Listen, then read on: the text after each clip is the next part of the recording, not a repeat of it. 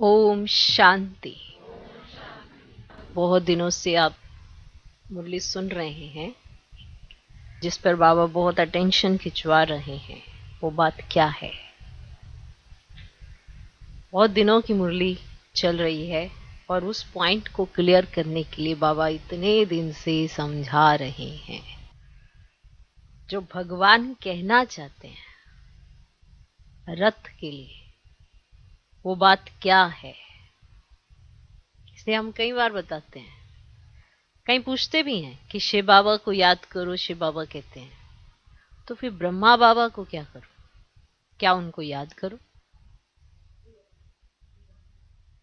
इसलिए हम हमेशा एक बात समझाते हैं, रिगार्ड रथ का, याद बाप की। अगर टीचर का रिगार्ड नहीं होता तो पढ़ाई भी बुद्धि में नहीं आती है, ये बात याद रखना। इसीलिए बहुत सी बातें बच्चों को नहीं समझ में आती हैं, अज्ञानतावश तो नहीं कह सकते क्योंकि ज्ञान तो इतने समय से मिल रहा है। फिर भी ऐसे कर्म कर लेते हैं जिस पर भगवान को बार बार अटेंशन खिंचवाना पड़ता है। अटेंशन क्यों खिंचवाना पड़ता है? कि जो हमारी मनोवृत्ति है, जो हमारी वृत्ति है, जिसके अंदर हमारे संकल्प चलते हैं मन के अंदर, वो किस तरह के चल पड़ते हैं और क्यों चलते हैं, किस बात का अहंकार है हमें, क्या समझते हैं हम अपने आप को। आज के दिन मुरली का महत्व समझ आना चाहिए, बाप दादा का महत्व समझ आना चाहिए कि आखिर में बाप दादा है कौन, ये बात समझ आनी चाहिए। ये तब भी समझ नहीं आई, शायद अब भी समझ में नहीं आई, तो फिर आगे क्या होगा? जैसे सबकी बुद्धि में जो भी चलता है या जो निर्णय वो लेती हैं आत्माएं, उसके आधार पर ही हमारा भविष्य तय होता है, हमारा भाग्य निर्भर करता है। भाग्य बनाने वाले ने आपको सब कुछ अपने आप को दे दिया है। आप कहते हैं भगवान भाग्य देता है, तो भाग्य के बदले उसने अपने आप को आपको दे दिया है। इससे बड़ा भाग्य और क्या होगा? लेकिन इसे समझने के लिए आपके अंदर क्या होना चाहिए और क्या नहीं होना चाहिए, ये बात समझनी बहुत जरूरी है। भगवान हमें मिल जाए, हम ये करेंगे, हम ये करेंगे। आज तो मिल गया है, किसके माध्यम से मिला है, उसकी वैल्यू अगर नहीं की तो भगवान की वैल्यू क्या करेंगे? तो आज फिर से बाबा वही समझाते हैं, फिर से यही समझाने आते हैं, क्योंकि ये एक ऐसी महीन सी बात है, अगर जिसने समझ ली उसको पुरुषार्थ नहीं करना पड़ता। ये हमारा मानना है।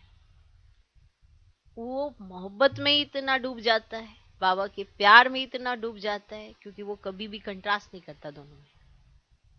तो बाबा से उसे प्यार ही इतना होता है कि हर बात सर माथे ऑटोमेटिकली हो जाती है, उसे मेहनत लगती ही नहीं है।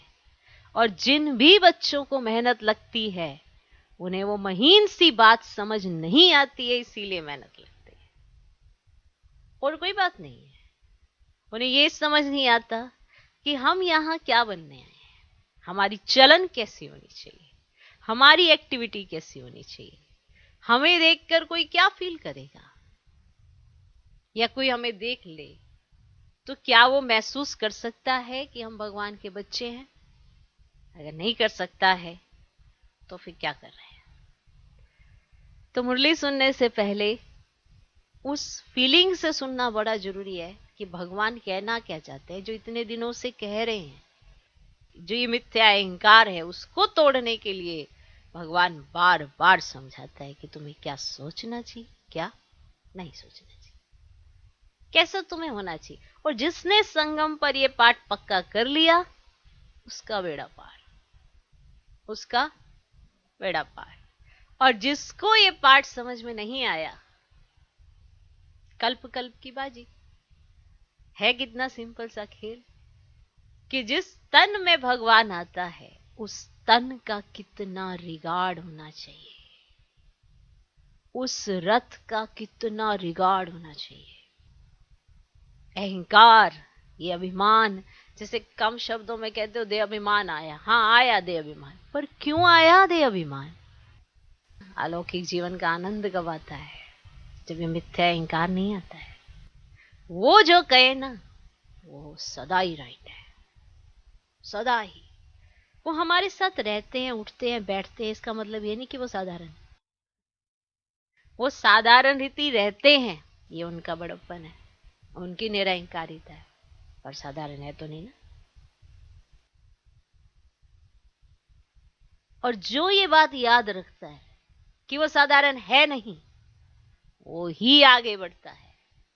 और जो ये देखते देखते साधारण उन्हें समझ लेता है, वो बहुत भूले करता है। आज की मुरली फिर से उसी बात को सही करने के लिए है कि आप क्या कर रहे हो, क्या आपको करना चाहिए। आज सतगुरुवार भी है, तो सतगुरु के द्वारा शिक्षा भी मिलेगी, टीचर आपको पढ़ाएगा।